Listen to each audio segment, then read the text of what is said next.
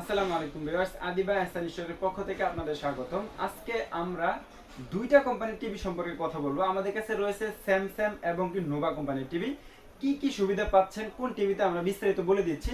আমাদের কাছে রয়েছে 32 ইঞ্চির নোভা কোম্পানির 32-33 মডেলের টিভি এবং কি 43 inch double glass TV Nova কোম্পানির, এবং কি সাথে রয়েছে স্যামসাং এর 32 ইঞ্চি টিভি। এটা কিন্তু ফুল এইচডি টিভি। দেখেন একটা এখানে পশু দেখাচ্ছে, এটার চোখের মণি পর্যন্ত দেখা যাচ্ছে।